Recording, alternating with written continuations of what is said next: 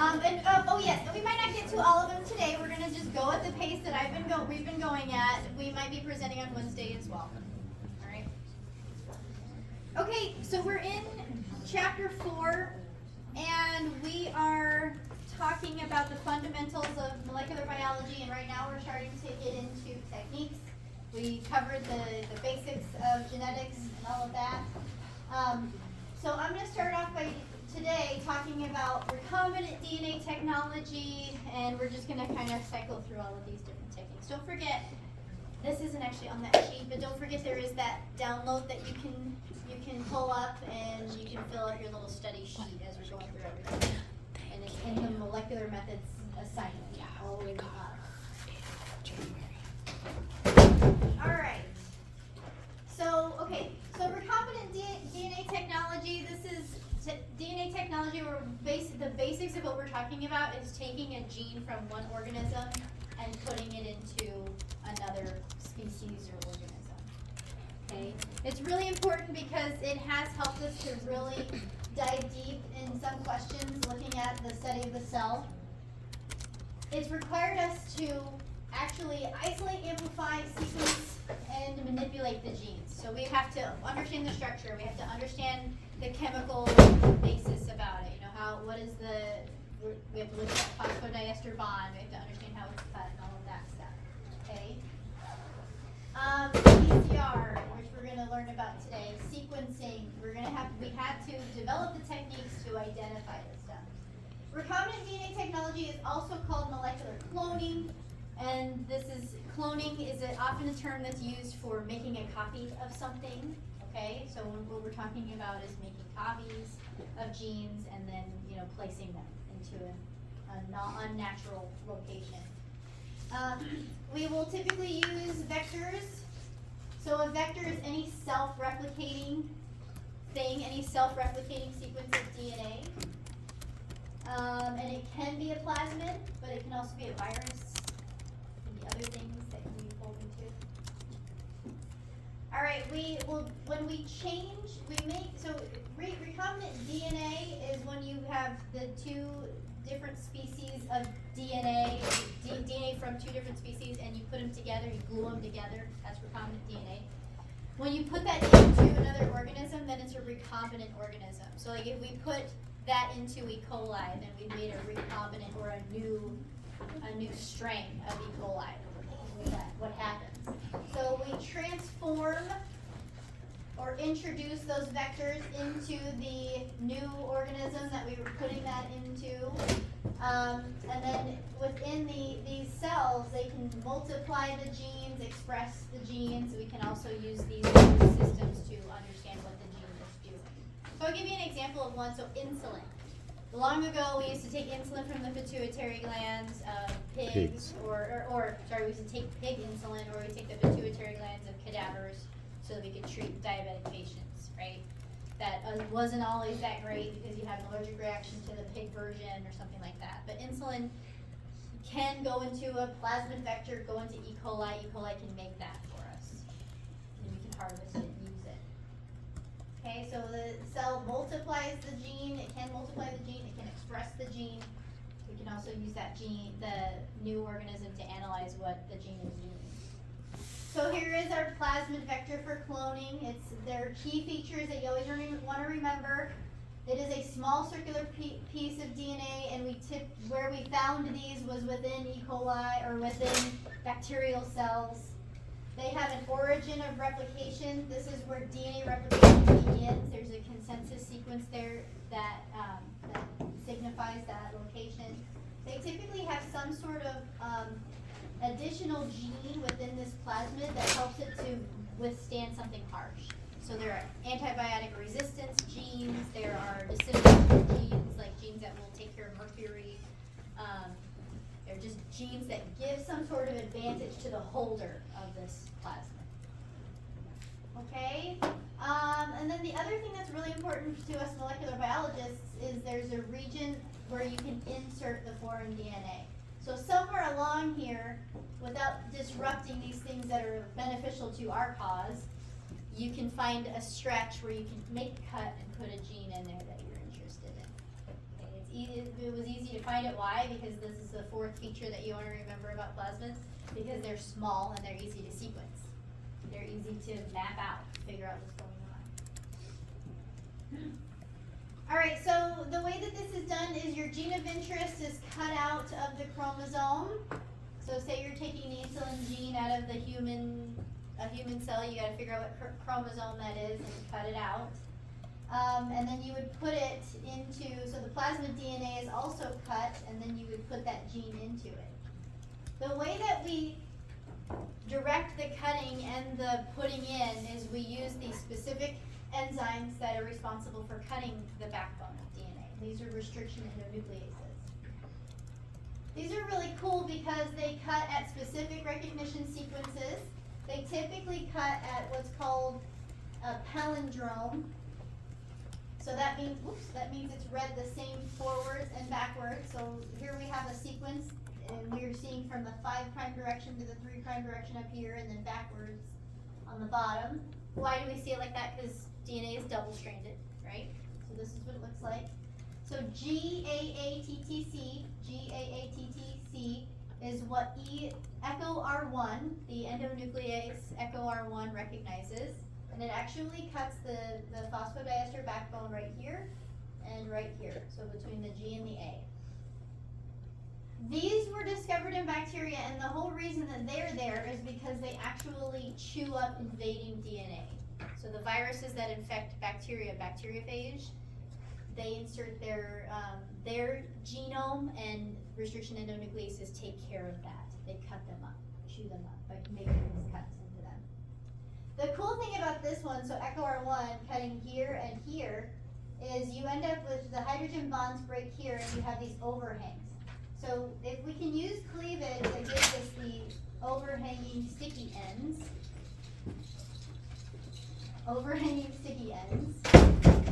then what's neat about that is if you were to cut your chromosome, well, I'm on a different side now. If you cut your gene out from the chromosome, you have like AATTC sticking out like that. And then you cut your plasmid, and where these two connect, they have the corresponding overhang. Then they will come together in the ligate, and you'll know exactly where you put things together. Does that make sense? So a lot of times, I'm going to go a little bit further here. A lot of times when we would do this in the lab, we would cut echo R1 on one side, and then another restriction enzyme, BAM-H1 on another side. And then you knew you got the right direction. They popped in the right spot, okay? So just some fun palindromes just because for the heck of it, if you want to know some more. My kids actually told me this one this week without me saying anything. And some even really cooler ones, if you want to stay in. So here's a look at how that works. So here we have our chromosome, so here we have our chromosomal DNA here. This is showing you echo R1, the enzyme that cuts it and where it cuts. So we cut our chromosome, we cut our vector, we bring them together, and they come together in that way. So we know the direction. Here's the process. We've got our fragments from the chromosome. We digest and ligate. So digest means cutting at those restriction endonuclease sites, and then ligating, once you have the weak hydrogen bonding holding the two pieces together, then you add in a DNA ligase. So you guys remember where DNA ligase comes in? In the process of DNA replication, there's always a little gap at the end, and DNA ligase closes that gap. So what is it? It's a phosphodiester bond builder. Restriction endonucleases cut the phosphodiester bond, DNA ligases close them up. All right, then you transform, sorry, because we're talking about a plasmid. So you put them into E. coli. What does this require? This requires that you kind of pull away the outer E. coli has these inner membrane and the outer membrane, so you chemically treat them to open up that outer membrane. You allow the DNA to attach, and then you can hit it with a voltage or heat shock them so that the membrane flips and pulls the DNA inside. Okay. So once we have them in the E. coli, then what happens is that every time the E. coli amplifies, then you have amplification of the plasmid. Alright, really though, have you ever worked with E. coli? It's like turbid fluid and you really don't know what cell is doing what because they're all mixed together. So something that we can do so when you pipette the clear liquid of DNA into the culture of E. coli, the truth is some of those cells are going to take up the plasmid that is, and by the way, when you're doing this cloning procedure where you're putting DNA together and ligating, there's a couple of truths here. One is the plasmid could totally just close up and not pull in that DNA that you put in, that chromosomal piece. So that's one thing. Another thing that can happen is your cells that take up the DNA some of them could take up the non the plasmid that's just the plasmid. Some of them can take up the plasmid that has the gene of interest. Some of them can take up nothing at all. Okay. So then what you will do, and the next step in the procedure is to plate your transformed bacteria on media that contains whatever antibiotic resistance marker was in the plasmid that you chose. So there's a lot of antibiotics out there, kanamycin, ampicillin, gentamicin, all of these things. And your plasmid has to have the resistance marker for that. Let's talk about that for half a second. What does that mean? That means that gene expresses some protein that interferes with that antibiotic. So there are genes that actually build a transporter in the cell that holds it and push the antibiotic out. There are genes that chew up the antibiotic, destroy the chemical structure of that. Okay, so that's what that has to have. Alright, so in our diagram, we plated the bacteria on that media that has that antibiotic resistance marker. We have ampicillin. So we have, then what we have is we have colonies that grow. And what we can know about those colonies is that they are at least one or two things are true. All of the bacteria that you see grow on this plate have the plasmid. Okay, so they can either have the plasmid that has your insert, or they can have the plasmid that came back together, there's no insert. Okay. Alright, so then what you do is you isolate a single colony. Why a single colony? Because, they're colored in this really nice way, but the key thing about a colony to remember is that a colony is the growth of a single cell. So every bacteria in that little collection should have the same plasmid. So then if you're a graduate student, what you end up getting to do is you get to pick 50 of these darn things, bust open the cell, isolate the DNA, and then we'll talk about PCR later, but you run a PCR and you look to see if you've got the gene of interest or not. And there are other chemical methods that help to change the color of the colony too that we could talk about another time. Alright, so cloning large DNA fragments. So a typical plasmid or viral vector can hold 10,000 bases, so 10 kb. Okay, so there's a limit to how big they can be. Sometimes you want to do larger fragments, and so what we can do is there are other cloning vectors that have been developed or characterized that can take up to 400,000 bases. So nucleotides long. How long can this chain be? So there's cosmid vectors. We have notes here. Oh yeah, cosmid vectors have bacteriophage lambda sequence. That is a specialized sequence from a virus that infects bacteria. So these little things in nature, they have these really cool strategies that we can exploit. Viruses have what are called long-term no repeats in their sequences. They have, really great consensus sequences that can be recognized by machinery for gene expression. So cosmid vectors, these are bacteriophage lambda sequences. They have a really strong origin of replication, and they also have genes for antibiotic resistance, and they're able to replicate as plasmids in bacterial cells. So these are in the notes part of the PowerPoint if you want to look at that. The P1 artificial chromosomes, so these are built basically through that cutting and ligating mechanism. So the PAC vector is, I have a note here, yes.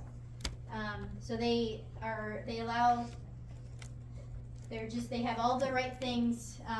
They have a P1, they have P1 phage particles, so it's like bacteria and virus DNA that have been put together.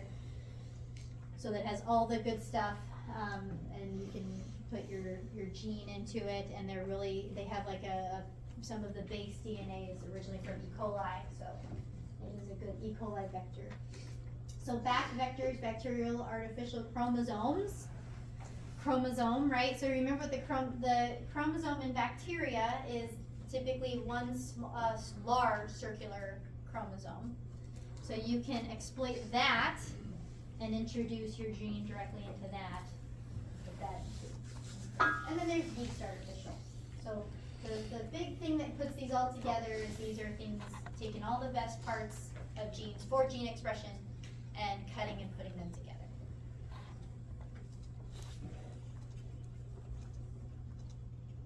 All right, so here's the host cell that can take these different artificial vectors, or these different vectors.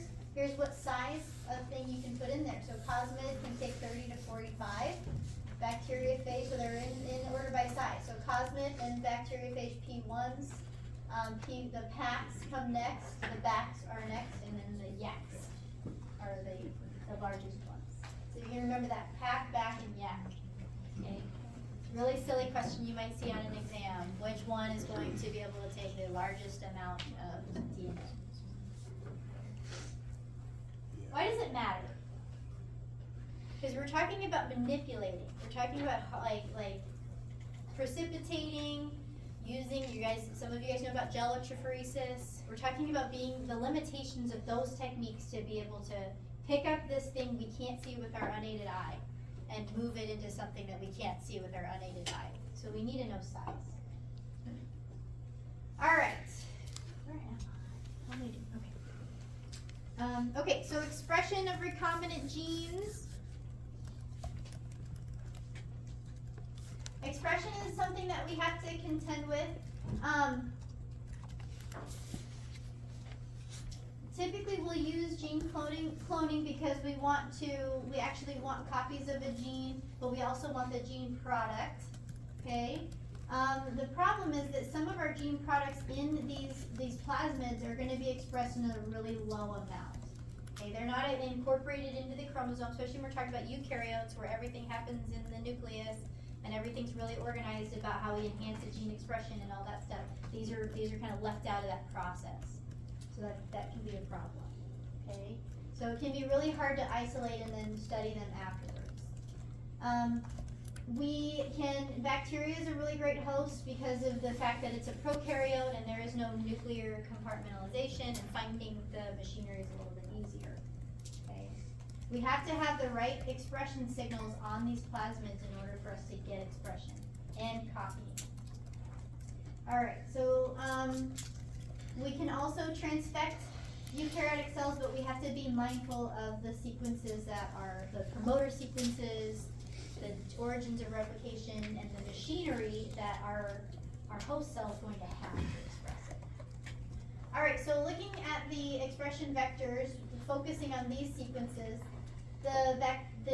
we have the the Shine-Dalgarno, and the cloning site in this position right here.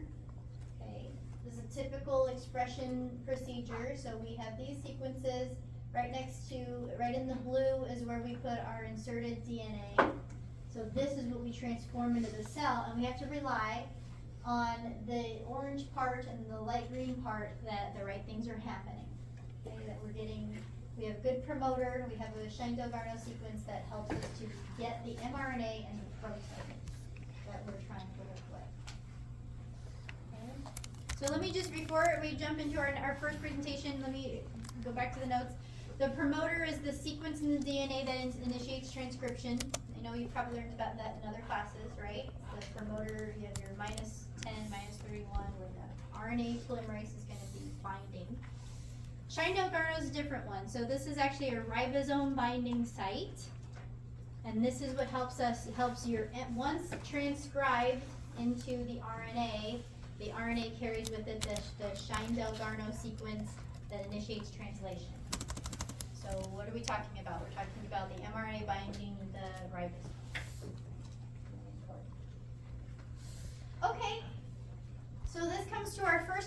by a group, DNA sequencing. Let me try to pull.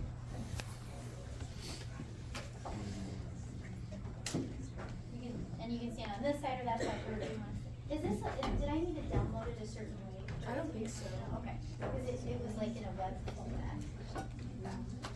All right, I'll step over here. Do you want me to introduce you? No, it's okay. Just Come on up, guys.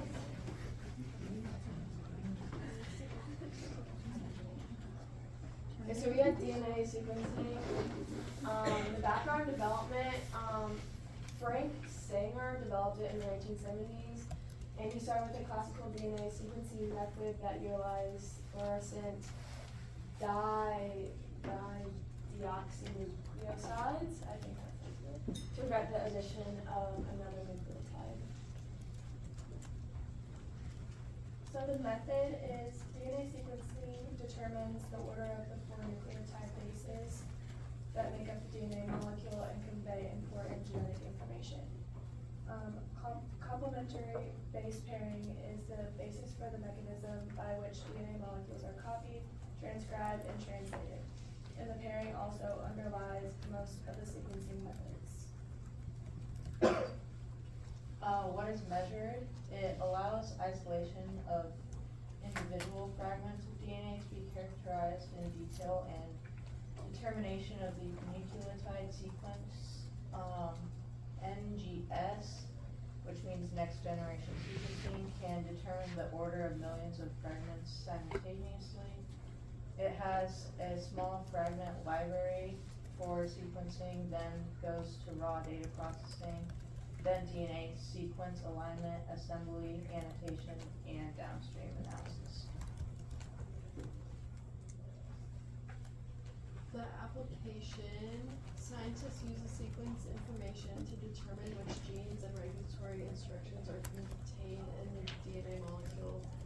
Homologous DNA sequences from different organisms can be compared for evolutionary analysis, and it can be used in medicine, including diagnosis, treatment, and epidemiology. Studies new genome sequencing allows standard medicine to diagnose genetics diseases in 8 hours as of January 2022. Fastest diagnosis made in 5 hours. Matthew Kuzman, 13-year-old, was diagnosed with myocarditis. Took his blood to see if it was due to genetics and found within hours that it was. Put in transplant list, received new heart, and now he's doing very well. That's a cool story. All right, thank you. Perfected by Carrie Mullins in 1988 because they got the Nobel Prize for it. And this is something, polymerase chain reaction is very similar to DNA sequencing in that we're going to amplify genes. But the job of this is to give us a massive amplification of any DNA or RNA sequence. So what we're talking about is replicating, and we're going to use the protein machinery we know about, DNA polymerase, RNA polymerase, to build that. Okay. Sometimes this is an alternative to cloning because instead of going and finding the chromosome that has the gene and cutting out enough for us to insert into the plasmid, something that you can do is you got your cells, you isolate the DNA from your cells, and instead of like cutting and pulling out those, you can use PCR to read the template you have and amplify 10 to the 9 copies of that gene that you want to use. So that's what this means. We can amplify, we can get up to 10 to the 9 copies of the gene. Alright, so the way it's done is we have repeating cycles of DNA synthesis. So opening up the template, adding on the pieces, the machinery, and elongating. We do that over and over again till we get amplification of our target sequence. Alright, so DNA synthesis happens by the enzyme DNA polymerase. Okay? So, we have to provide a DNA template strand to the polymerase, and it will make a complementary, provide the strand and a DNA primer to kickstart everything, and then it will make it'll elongate a new copy from the primer. Alright, we target a sequence because we have the specific primer that binds that 20 nucleotide stretch of that specific gene. Okay? Alright, so we go through these, each copy is gonna have the DNA strand of that target, so it's gonna hold those nucleotides that belong to that target. Okay, so the way that we target it, this is what that bullet is. We have a complementary primer to the strand. And then we synthesize the DNA and repeat. I have a picture of this. I have so much better picture of this in just a moment. A couple of notes. So first, the DNA polymerase, the way that this was perfected is by finding a DNA polymerase that is stable at high temperature. Okay? Why? Because what's neat about this this enzyme is it's not really on until you turn up the temperature to where that thing works. Okay, so where it was discovered was Archaeobacterium thermozoquaticus, so the domains of life, it actually falls under Archaea. This thing it was identified in Yellowstone National Park, and if you ever want to look up something interesting to read about the Supreme Court case on whether or not we can patent things that are developed in nature. But Thermozoquaticus, it came out of a Yellowstone hot spring, basically, or a pool that exists at 72 degrees Celsius, so really, really high. Something that we don't really get into. And it's off until you turn the temperature up to 72 degrees Celsius. All right, the primers that we use, these are oligonucleotides, so 15 to 20 nucleotide bases. They're usually built just chemically. So there's these cool robots that you can go see where you've got a bottle of adenosine triphosphate, the A's, the T's, the C's, and the G's are all separate, and you can type in the sequence you want, and it injects the right chemical at the right time to build the chain. Okay? The reaction of the PCR is cycled by computerized heating and cooling. So in the instrument we use is a thermocycler. So here is the heating and cooling that goes through the process.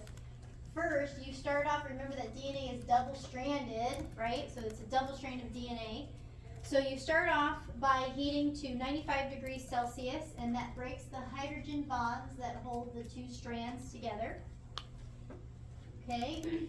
Once you have that open, then you have to anneal the primer. So the primers, again, we order these from a biotech lab, and we say and you can use algorithms and that you primer blast and stuff to generate the primers you want. But basically, you have a primer at the beginning, the forward position of the gene you want, and then you also get a primer that is the reverse position. So you get this defined piece that you're going to amplify. Does that make sense? Okay. So this is the magic combination of what DNA polymerase can bind to. Really important note to remember is DNA polymerase is incapable of de novo synthesis.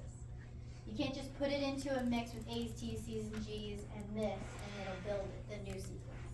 It's got to build on something that's already there. So in nature, we have primase that lays down a primer. Okay.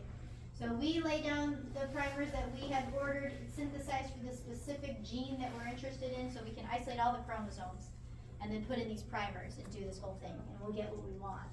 All right, so then 55 degrees Celsius is the temperature that this length of primer will anneal. So we're talking about bringing those hydrogen bonds together. Okay, that's the temperature that's going to bring all of them together. If you go a little bit higher, it will melt this off of the strand, and it will not bind to it. All right, so once we have these added, like for a couple of seconds, we go to 55, then we go up to 72, and Taq DNA polymerase binds. And then within less than a second, it'll copy. It'll make a copy. Okay. Then we start all over again. 95 degrees, 55, 72. And we do it like 35 or 40 cycles and we get amplified DNA. Alright, so that's PCR. That's just PCR, but real-time PCR is different. I think I have somebody that signed up for real-time PCR, but I may not have your presentation yet. Let me look. I don't. Do I have the group that has real-time? Yeah, Is it I think- uploaded now? Yeah. Okay, I'll quick download it and then you can come up and present.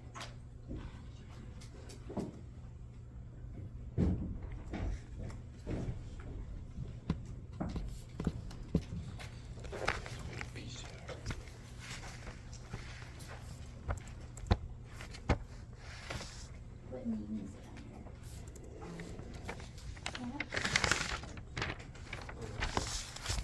Oh, it's under my name.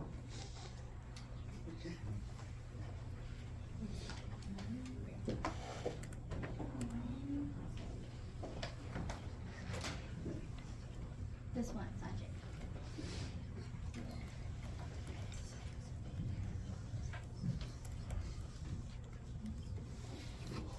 Did she say that all of our quizzes were just the first quiz didn't have lockdown browser? None of the quizzes have lockdown. All of them?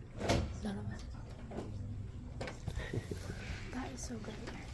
Because I have that got moved to there, but I have that quiz. Jeez. This week's crazy. Well, this is gonna show my age. I forget how to present from PDF. Do you guys know how to do it? Well, I think all you have to do is we're in the PDF. You just have to go back and forth. Okay. All right.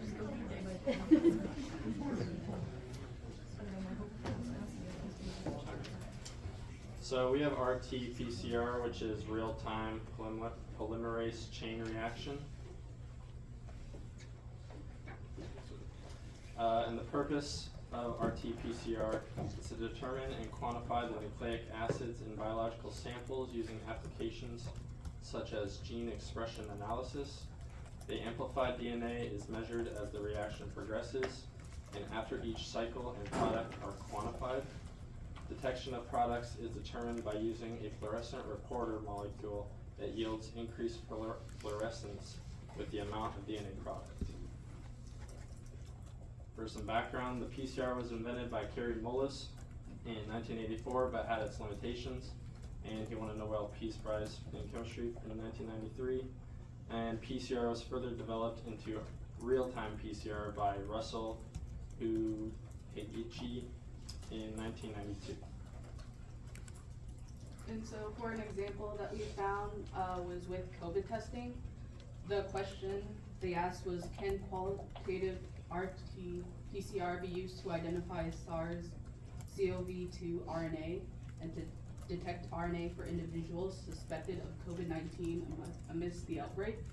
And the outcome was that RT-PCR successfully detected those pathogens because it only contains RNA, which RT-PCR detects. And because the RT-PCR tested had higher accuracy in detection of viral pathogens, it is now considered the gold standard for COVID tests. It's fast enough. References. Thank you. Very nice.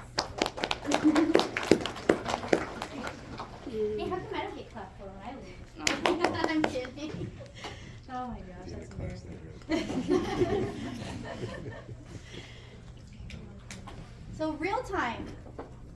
So real time PCR, that's just like, looking, so every time, I'm gonna jump back here really quick. So every time you amplify and you have more double strand, there's some sort of chemical that binds the double strand. And you use a camera, photodiode detector, and you read the intensity of fluorescence so you can see. Okay. So it's kind of neat because while you're running the PCR, you're seeing if you have the COVID virus in your sample. So the thing about that, one thing I wanted to add to their talk is the COVID, it's an RNA containing virus, right? So you have to use reverse transcription. You have to have the correct polymerase to amplify from an RNA into a DNA. So that's the other thing. Alright, so I don't think okay, so our next thing, do we have time for one more? Yeah, it's 10:40, right? Okay, so our next thing that we're getting into is detection of proteins and nucleic acids. Once we have cloned our genes, and we've got our express gene products and our PCR, all this stuff has to be analyzed. So how do we see what the unseeable, right? How do we see the thing that you can't just look under a microscope and look at it? So we usually have to separate what we're trying to see, the DNA, RNA, whatever it is, from all the proteins and everything in the cell. And the best way to do that, and we not only do we separate those things from what's in the cell, but we also have to separate what we have harvested by some sort of category, right? So the best way to do this is through gel electrophoresis. And I've got, if you go into your groups and look and see who we've got, I only have one group with gel electrophoresis. Okay. But if you're wondering it too, if you go into the canvas and look at this right hand side and look at your groups, you can see if you're a one or a two. Alright, do I have this group here? There's usually like a group that's smiling like really big, like don't look at us, don't look at us. You guys are doing a great job. Thank you for doing this. You want the clicker? No. Thank you. Who is the designated clicker holder? Okay. Yes. Yep. We'll go forward. The other one will go backwards.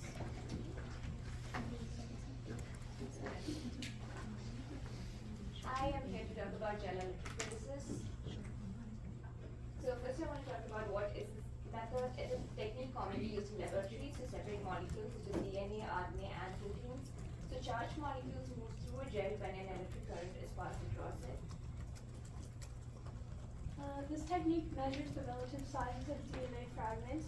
Smaller fragments travel further through the gel than larger fragments. Thicker bands indicate a larger quantity of that size of fragment. The DNA fragments that are being measured, middle and right columns, are compared to fragments from a known sample, the left column. Background information. Gel electrophoresis is a simple technique introduced in the early 1970s, which truly revolutionized the biophysical studies of DNA and RNA, and subsequently the whole field of molecular biology. Arne Tveteles, a Swedish scientist who published his first study on electrophoresis in 1937 in the publication A New Apparatus for Electrophoretic Analysis of mixtures, and was given the Nobel Prize in 1948 for his work. Was a pioneer in the creation of gel Electrophoresis. I know it's a pain of a word. So for an example experiment, I just kind of like ran down how to do a PCR test, because that's usually when you would use this. And so you have 3 key steps: is pouring the agarose gel, loading the gel with primers, and then running a current through the gel. So since DNA is negative, positive, negative, the bottom well is going to be like a positive charge, so it pulls it down. And so like up there, that green stuff is what the gel will look like on the camera thing. And so like the really bright lines, those are our markers, and then like the really faint ones before that shows you the length of the DNA. And so like the very first column that doesn't have a number is our marker to like show where we want our DNA to stay, if that makes sense. And so like It's your ruler. It's your ruler to tell us what size it is, there right? we go. Yeah. Yeah, so my ruler. So if anything's past that very first well, then it's either too small or too big for what we need. And so for this test specifically, we had wells, ooh, that did not line up. But wells 1, 2, and 4 all were the same marker. And so for well 4, it didn't even have a DNA template, so we had to chalk it up to being contaminated. So I don't know if I should explain that. There was no DNA loaded into the well? That's There's what no you mean? template in primer 4. Oh, okay. So you have to have like a DNA template so that it knows what to stick onto. So if you don't have a template, then really there shouldn't be anything there, but since there was, something happened. So we had to throw the whole thing away and do it again. So this is a PCR reaction, Yes. and so it's 1, 2, 3, and 4 were PCR reactions. So like with PCR, we were expecting a certain size because you put the 2 primers in it, and then once you ran it, and then you took your sample and you put it on the gel. Does it have like a white thing? And so you were looking for that size. Do you know what size that was? I do not. Just to give an idea. It's way smaller than the ladder, than the ruler. Oh, so yeah, so that's the marker. So we want something like right here. But we have something down here. And so this one, the numbers did not line up how they were supposed to. This one, there was nothing in 3. So 3 was 3? Do you know what those are? Yeah, so 1 has the forward, reverse, and the template. 2 has forward and the template. 3 has the reverse and the template, so like there's nothing in 3. And then 4 doesn't have any template, so it just has forward and reverse primers. And you have some faint bands that show that the DNA was amplified up at the top, right? So the big bright ones, those are your primers. Yeah. Yeah. Look at that, yeah. So that's cool. Yeah, the big bright ones are the oligonucleotides that are about 20 nucleotides in length. Why are they so bright? Because there's a lot of them, and they weren't used necessarily, and they're stacking up at the small area. But then up at the top, we're seeing, that's cool. So this is one that you ran yourself. Mhm. That's cool. Okay. All right. So then we are seeing those little bands there where was amplification, and then I bet you what happened is there was some bleeding over when they were loaded, Something weird happened. Yeah. There's or really they got no loaded in reason. the wrong gel. Or the Only wrong- one should ever have anything in it, because only well 1 has all the things that you need to amplify. And so we're just kind of like testing really what happens. We think our enzyme is contaminated because it's a homemade enzyme. Yeah. It was fun. So when they ran their PCR reaction, this happens in our class all the time. One of the ingredients in the reaction had DNA contaminated in it. So instead of getting to put your DNA in, they came with other DNA. And so then when they cycled through, they got amplification. Cool. Thank you for sharing that. It was your own work. That's neat. Thank you.